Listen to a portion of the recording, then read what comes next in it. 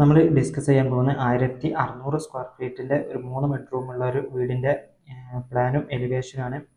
അപ്പം ഞാൻ എലിവേഷൻ ഈ വീടിൻ്റെ അവസാനം കൊടുക്കാം. നമുക്ക് പ്ലാനൊക്കെ കടക്കാം.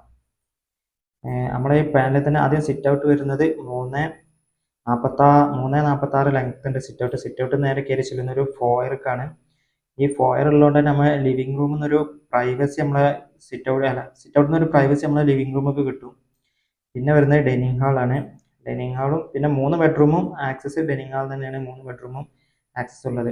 പിന്നെ നമ്മൾ ഇവിടെ ഒരു പ്രൈവസി കിട്ടാൻ വേണ്ടിയാണ് ചെറിയൊരു റൂമിന് ചെറിയൊരു ഏരിയ കൊടുത്തിരിക്കുന്നു. റൂമിൽ നിന്ന് ഈ ഡൈനിങ് ഹാളിൽ നിന്ന് ഒരു പ്രൈവസി കിട്ടാൻ വേണ്ടിയാണ്.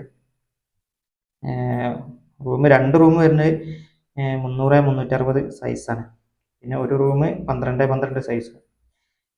3 ബെഡ്റൂമും അറ്റാച്ച്ഡ് ബാത്റൂം ഉണ്ട്.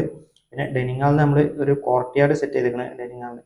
അപ്പോൾ നമ്മളെ ഡൈനിങ് ഹാൾക്ക് വെളിച്ചവും വെയിലൊക്കെ നല്ലപോലെ കടക്കും. നമ്മളെ ഡൈനിങ് ഹാൾക്ക് തന്നെ ഒരു കിച്ചണുള്ള ഏരിയ കൊടുത്തിരിക്കുന്നു. പിന്നെ ഒരു വർക്ക് ഏരിയയും കിച്ചണ് നേരെ വർക്ക് ഏരിയക്ക് പോകുന്ന രീതിയിൽ കൊടുത്തിരിക്കുന്നു.